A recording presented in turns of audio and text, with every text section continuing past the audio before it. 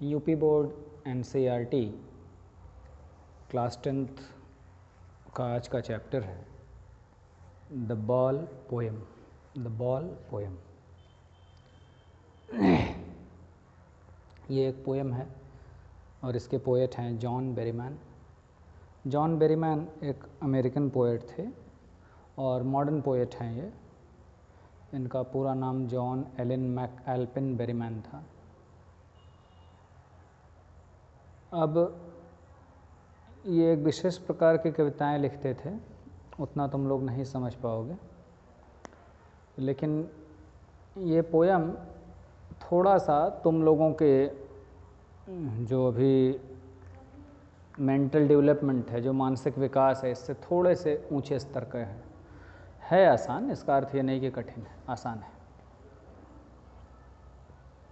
Ball सभी लोग जानते ही होंगे। बॉल यानी गेंद, वही गेंद जिससे तुम लोग खेलते हो।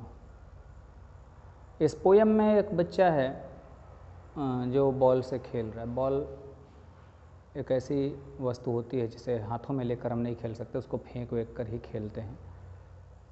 और ये एक बंदरगाह के पास है कहीं। बंदरगाह क्या होता है?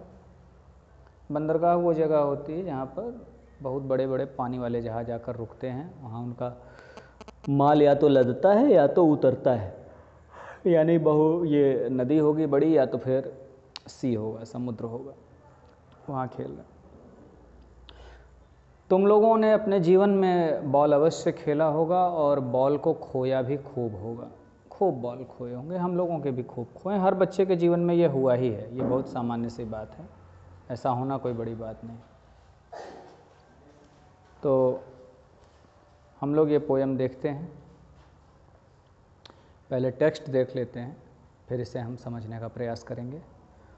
What is the boy now who has lost his ball? What is he to do? I saw it go merrily bouncing down the street and then merrily over there. It is in the water. No use to say, oh, there are other balls. An ultimate shaking grief fixes the boy as he stands rigid, trembling, staring down all his young days into the harbor where his ball went. I would not intrude on him. A dime another ball is worthless. Now he senses first responsibility. In a world of possessions, people will take balls. Balls will be lost always, little boy. And no one buys the ball back. Money is external. He is learning well behind his desperate eyes the epistemology of loss, how to stand up, knowing what every man must one day know, and most know many days how to stand up. बताया कि थोड़ी सी philosophical poem है। क्यों है? एक छोटी सी वस्तु गेंद और गेंद खो जाती है। गेंद का खोना, इसके माध्यम से देखो, मैं बार बार कहता हूँ, जो पोएट्स होते हैं ये लोग बहुत सेंसिटिव होते हैं। ये चीज़ों को, दृश्यों को, उन चीज़ों को देखते हैं जो सामान्य व्यक्ति नहीं देख पाते, नहीं समझ पाते। इसके लिए संवेदनशील होना पड़ता है, चाहे वो साइंटिस्ट हो, पोएट हो, फिलोसोफर्स हों, आर्टिस्ट हों। These are very sensitive people. इसमें भी ये देखोगे कि वो कितने सेंसिटिव हैं। एक बॉल का खोना और पोएट कितनी बड़ी फिलॉसफी की बात कर रहा है, जीवन दर्शन की बात कर रहा है। तो पहले स्टैंजा में क्या होता है? What is the boy now who has lost his ball? What is he to do? I saw it go merrily bouncing down the street and then merrily over there. It is in the water. What is the boy now?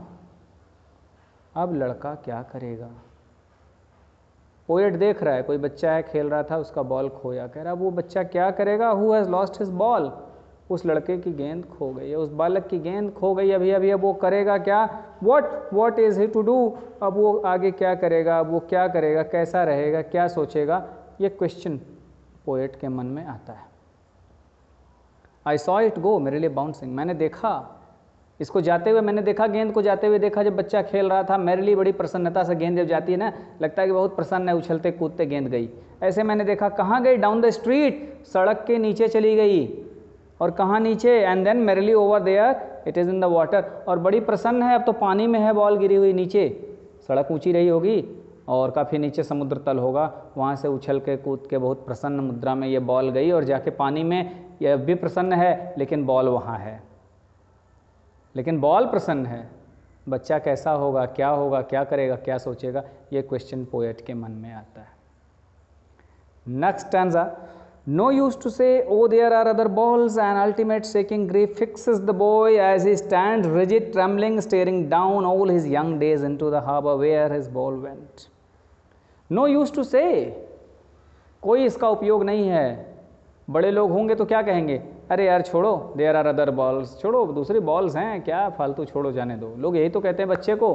लेकिन poet कहता है no use to से, ये कहने का कोई उपयोग ही नहीं है, ये कहना व्यर्थ है। क्यों व्यर्थ है? An ultimate shaking grief fixes the boy. Ultimate grief, एक ऐसा दुख जो शाश्वत है, जो उस दुख को केवल वो बालक समझ सकता है, उसकी अनुभूति वही कर सकता है, बिल्कुल उसको हिला देता है ये दुख अंदर से, और फिक्सेस, और वहीं बालक जड़ होकर खड़ा है। कभी देखना बच्चों का खिलौना ऐसे खो जाए, छोटे बच्चों को वॉच करना, पोएट को हृदय से इस पोएट की भावनाओं को, इस पोएम की पूरे सेंस को, इसकी फीलिंग्स को समझ पाओगे। एज ए स्टैंड्स रिजिड, बिल्कुल वहीं दृढ़ होकर खड़ा हो जाता है, जैसे मूर्ति बन के खड़ा रहता है। ट्रेम्बलिंग, कपकपाता भी रहता है। स्टीयरिंग डाउन, और नीचे घूरता रहता है। All his young days into the harbour where his ball went, उसके जो खेलने के दिन थे, जो बचपन के दिन थे, अब वो कहाँ गए? उस बॉल के साथ उस हार्बर में। हार्बर यानी बंदरगाह, यानी वो पानी जहाँ पर है, वहाँ उसके बचपन के सारे दिन, सारी यादें, सब कुछ उस छोटी सी गेंद से जुड़ी हैं, वो सब अब वहाँ पानी में पड़ी हैं। बच्चा बिल्कुल जड़ हो गया है, मूर्तिवत वहाँ खड़ा है, कांप रहा है दुख के मारे।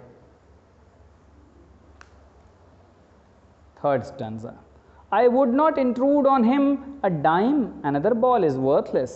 Now, his senses first responsibility in a world of possessions, people will take balls, balls will be lost always, little boy. फिर पोएट सोचता है कि ये किया जाए, या ऐसा करते हैं लोग, खो जाता है, फिर आगे लोग क्या कहेंगे, बालक को क्या समझाएंगे, तो कह रहा है I would not intrude on him, मैं उसके ऊपर ये विचार नहीं थोपूंगा, मैं ज़बरदस्ती उसके सोच में, उसके विचारों में बाधा नहीं डालने जा रहा हूँ, मैं उसको टोकने नहीं जा रहा हूँ।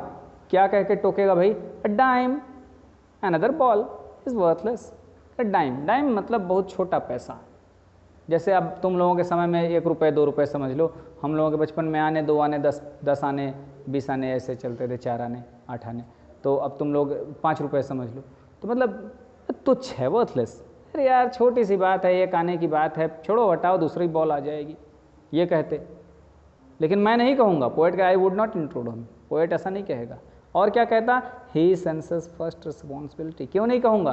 क्योंकि अब वो पहली बार रिस्पॉन्सिबिलिटी को समझ रहा है, कर्तव्य बोध को समझ रहा है। पहली बार उस बच्चे के अंदर एक सेंस डेवलप हो रहा है, इसलिए मैं उसको टोकूंगा नहीं, उसको डेवलप होने दूंगा। क्या समझेगा?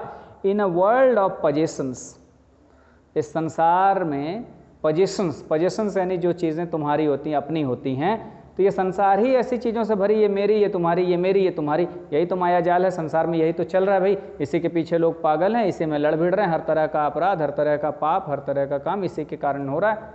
तो कह रहा है ये संसार जो कि पोजेशंस से भरा हुआ है, इसमें अब बच्चा रिस्पॉन्सिबिलिटी सीख रहा है, अपनी भूमिका सीख रहा है, अपने कर्तव्य बोध को स्वयं सीख रहा है। People will take balls, balls will be lost always, little boy.